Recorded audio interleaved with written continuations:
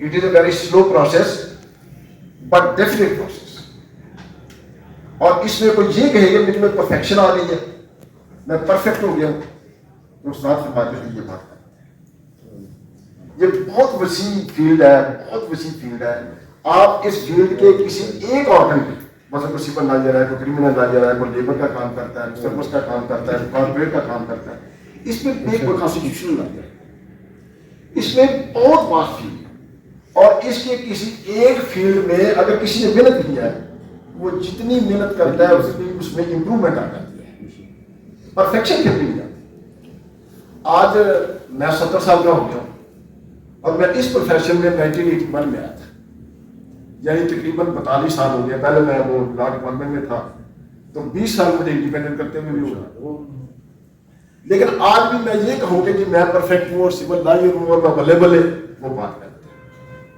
मेरा एसोसिएट है, किसी को भी वो मुझे बता देते हैं नहीं सर ऐसे नहीं ऐसे है, और वो ठीक होते हैं, मैं गलत होता हूँ।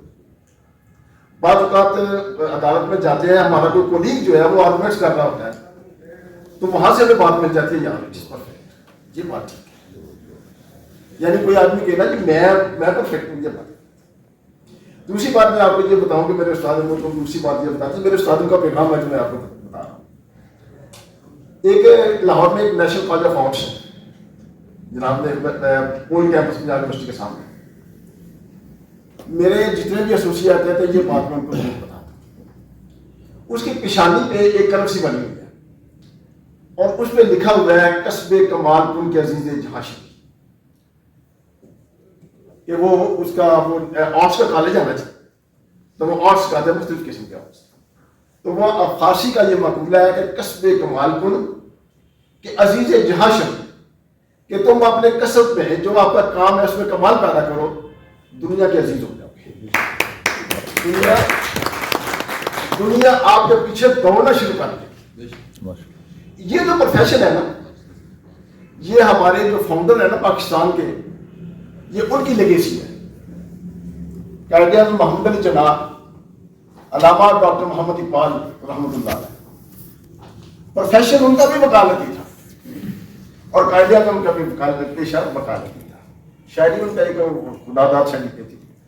और इंडिया में अगर देखें तो उनके जो दो हीरो हैं, एक जवाहरलाल नेहरू और दूसरा महात्मा गांधी, वो भी दोनों वकील थे।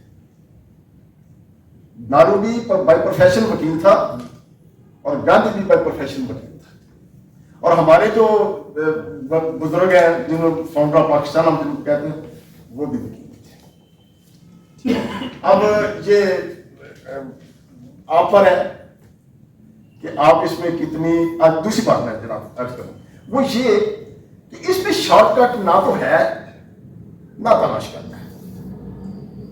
शॉर्टकट की तरफ नहीं जाना, कभी भी नहीं जाना, मेहनत और मेहनत।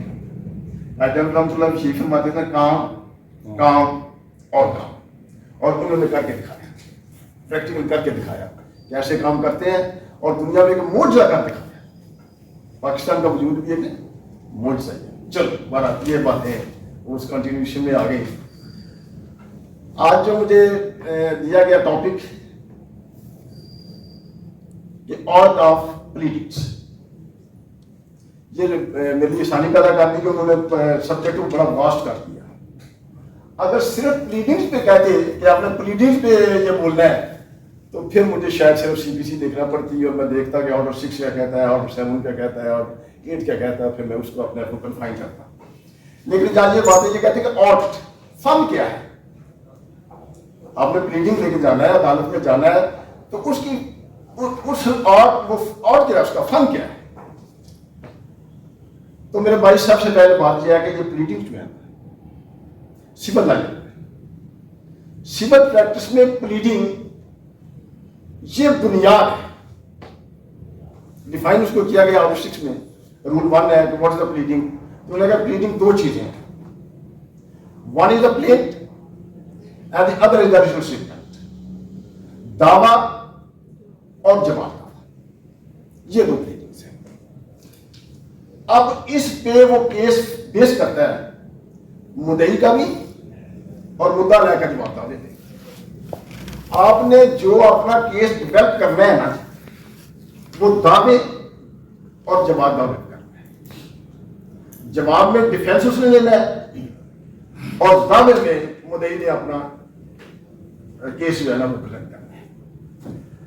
अब वकील साहब के पास एक आदमी आ जाता है, वो अपने आके प्रोपोजिशन बताता है कि जनाब ये बात है।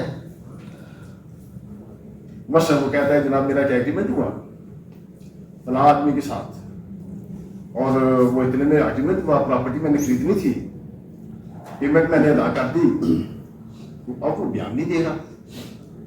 या दूसरा आदमी आ जाता है, वो कहता है कि मेरा एग्रीमेंट हुआ था, उसे मैंने बयाना तो दे दिया, बाकी रकम नहीं दे दिया, मैं उसे कब्जा दे दिया। अब वो आपको सिर्फ इतना ही बता सकता है। उसके बाद अब वकील साहब क्या करेंगे? उस पॉइंट पे वकील को पूरी गिरफ्त होनी चाहिए कि ये मेरे पास एग्रीमेंट लेके आया है। अब हमारे जेहन में जो सबसे पहले बात आनी चाहिए वो ये, उसे पूछा जाए, इंटरव्यू करेगा इंटरव्यू की, भाई आप ये बताओ कि वो आपका agreement in black and white था, तहरीरी तौर पर था या जुबानी एग्रीमेंट?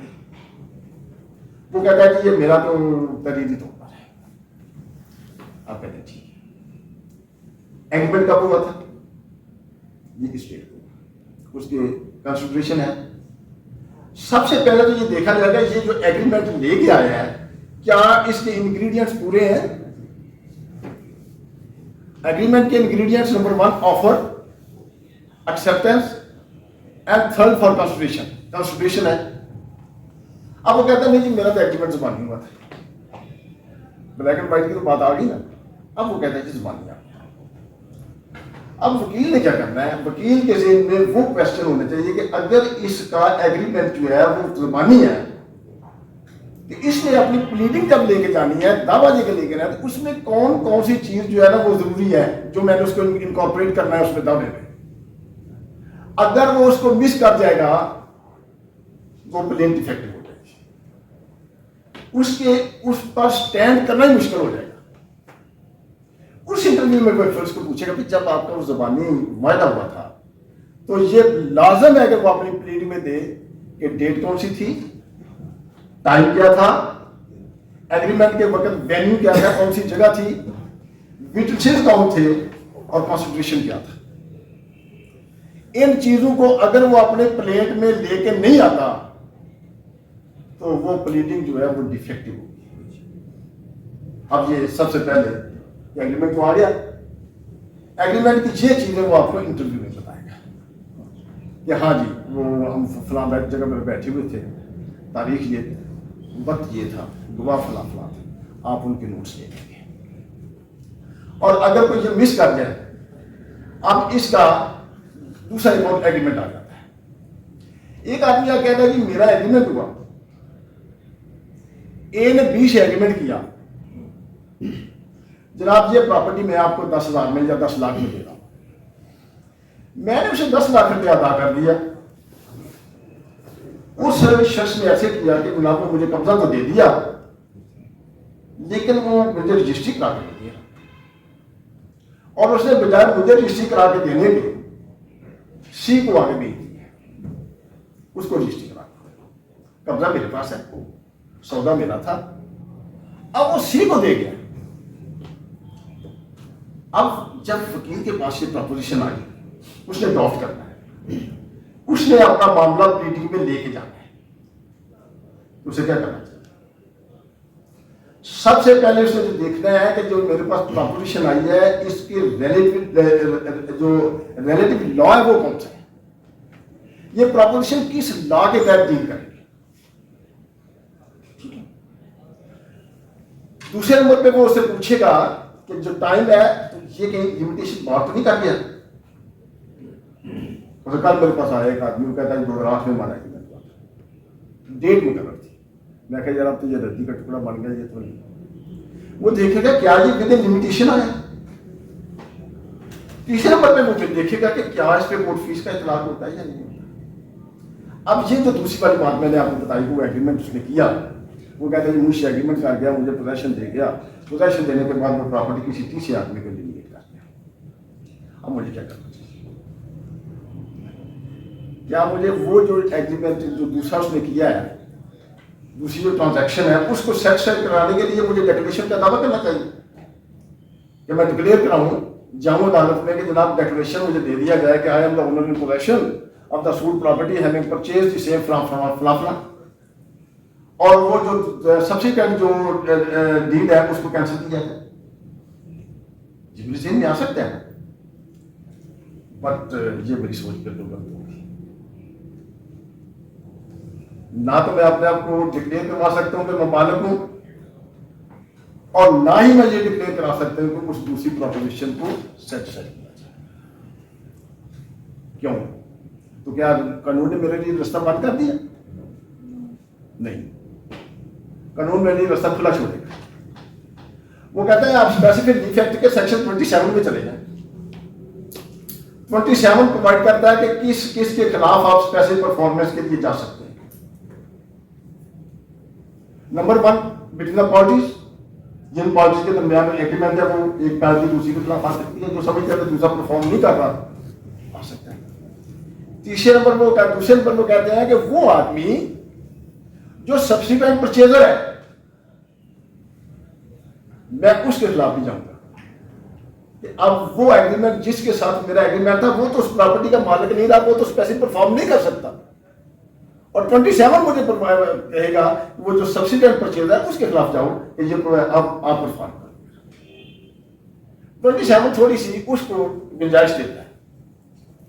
गुंजाइश ये देगा कि अगर उसने वो बोनाफाइड परचेजर है, उसने सौदा किया सब्सिक्वेंट परचेजर में विद बोनाफाइड इंटेंशन, और with bona fide without notice of the earlier transaction, जो पहले उसका सौदा हो गया वो कहे जी मुझे उसका पता है, वो रजिस्टर साबित करना। नंबर 3 कि वो ये कहे जी मैंने प्रॉपर कॉन्स्टिट्यूशन दिया। अब उस सेक्शन की आगे एक्सप्लेनेशन आ जाती है। एक्सप्लेनेशन में देते हैं कि अगर सब्सिक्वेंट परचेजर आया और जो जगह उसने जो प्लॉट जो प्रॉपर्टी उसने खरीदी उसमें पहले वाला परचेजर जो था ना, यानी जिसने पहले खरीदी, ए ने बी ने खरीदी, वो काबिल है, तो वो कहते हैं कि वो कब्जा जो है that is sufficient to show to notice to the subsequent purchaser. उसका कब्जा है ना जी पहले परचेजर का, तो उसका कब्जा जो है दैट इज सफिशिएंट नोटिस। अब क्या है कि उसको ये कहना चाहिए सब्सिक्वेंट परचेजर को कि मैंने जनाब, अब वो प्लीडिंग कर रहा है, सब्सिक्वेंट परचेजर प्लीडिंग कर रहा है, वो जब अपना दावा लेके जाएगा तो वो कहेगा कि जनाब मैंने जब जमीन खरीदी तो मैंने फला आदमी जो वहां पर काबिज था ना, उससे मैंने पूछा कि भाई आप किस हैसियत से काबिज है, तो उसने मुझे ये नहीं बताया कि मैंने खरीदी हुई है या मैंने मिल्क किया था, मैं उससे पूछ के आया। और अगर वो अपने जवाब दावे में ये बात नहीं करता तो वो लूज कर देगा, उसकी प्लीडिंग डिफेक्ट। यानी ये बात जो मैंने इतनी लंबी की, इसका मकसद मेरा सिर्फ ये अर्ज करना चाहता हूं कि जब वकील के पास प्रपोजिशन आए तो उसको ये पता होना चाहिए कि मैंने किस कानून के तहत किस इसको डील करना है और कैसे डील करना है। बात एक प्रपोजिशन ऐसी आ जाती है कि उसमें मल्टीपल रेमेडीज होती है। एक आदमी कहता है कि जनाब ये प्रॉपर्टी मैंने खरीदी, मैंने इसका कब्जा लिया, ठीक है जी। अब एक तीसरा आदमी आ गया, उसने जबरदस्ती में कब्जा कर लिया, ठीक है जी। अब वो उसको मजीद आगे फरोख्त उसने वो करना चाह रहा है। अब वो 3-4 उसमें बातें बता दी। एक तो उसने गाड़ी लाया उसका मालिक, या उसका राइट होगा डिक्लेरेशन। दूसरा वो कहता है जनाब मेरा जो कब्जा है वो चला गया, वो किसी और ने कर दिया, अब उसका सबूत ऑफ पोजेशन उसका राइट बन जाता है कि पोजेशन क्लेम किया। तीसरा वो कहता है कि वो तीसरे को किसी तीसरी शख्स को वो करना चाहता है, एलिनेट करना चाहता है, अब उसके लिए परमानेंट इलेक्शन ले सकता है। इसके अलावा कुछ और भी चीजें आ जाती हैं। अब यहाँ जो इतनी मल्टीपल चीजें आ गई, तो यहाँ पे लॉ जो है वो प्रोवाइड करता है कि अब इलेक्शन ऑफ रेमेडी, वो कौन सी रेमेडी अपने लिए इलेक्ट करता है, और अगर रॉन्ग रेमेडी इलेक्ट कर ली तो ला कहता है अब दूसरी दफा नहीं आना। इन सारे रेमेडीज को मैं अकेले एक ही प्लीडिंग में, एक ही दावे में मैं इन सब चीजों को लेके आ सकता हूं और इन सारे कॉन्फ्रैक्शन को मैं ज्वाइन कर सकता हूं, सारी रेमेडीज मैं ले सकता हूं। और अगर मैंने तो रेमेडी छोड़ दी और फिर मैं कहूँ कि जनाब वो तो मेरा दावा वो नामुकम्मल रह गया था, मुझे ये रेमेडी भी दी जाए, तो वो अल्लाह कहेगा अब आपने इलेक्शन ऑफ रेमेडी आपने इलेक्ट कर लिया था, आप चाहते तो सारी लेके आ जाते, आप चाहते ना लेके, अब आप नहीं आएंगे। अब मैं आता हूँ आउट ऑफ प्लीडिंग में। ये तो कुछ चीज़ें थी कि हमें प्लीडिंग के लिए ये लाजमी होता है कि जब हमारे पास कोई प्रपोजिशन आए तो हमें ये पता होना चाहिए कि हमने इसको किस कानून के तहत डील करना है, और फिर ये पता होना चाहिए कि क्या ये मेरे पास जो लेके आया है विद इन द पिटीशन आया। फिर हमने देखना है कि क्या इस पर कोर्ट फीस का इतलाक होता है या नहीं होता। ये चीज एक आदमी ने आगे बताया जनाब ये मेरा प्रॉब्लम है, तो सबसे पहले तो मैं ये देखूंगा, पहले वो बातें हो गई तो मैंने उनसे जो इंटरव्यू करना है, इंटरव्यू में मैं उसको जो जो चीज़ें पूछ सकता हूँ उसको पूछूंगा, तो वो मुझे सब नहीं बताएगा, आते तो कहेगा ये बड़ा मसला है आता है। अब उससे कानून के मुताबिक एक चीज़ मैं वो बात, अब सबसे पहले मैंने देखना है कि मैंने ये रेमेडी जो है वो किसके खिलाफ लेनी है, इसमें नेसेसरी क्वालिटीज कौन है, नेसेसरी एंड प्रॉपर क्वालिटीज। जब मैंने प्लेन ड्राफ्ट करनी है तो सबसे पहले मैंने फोरम का इंतखाब करना है कि मैंने ये प्रपोजिशन, ये जो मेरा मसला है इसको मैंने कहाँ लेके जाना है, मेरे वास्ते कौन सा फोरम जो है ना वो अवेलेबल है। मसलन मैं चेक की बुनियाद पर एक दावा करना चाहता हूँ कि फलां आदमी ने मुझे चेक दिया जनाब और लेन देन था, चेक दिया उसने मुझे, वो चेक मैंने जब बैंक में दिया वो डिसऑनर हो गया, अब वो ज्यादा मुझे आप जी पैसे लेके दें, दावा करें। अब मेरे पास सिलेक्शन ऑफ मैंने फोरम जो है उसको सिलेक्ट करना है कि क्या मुझे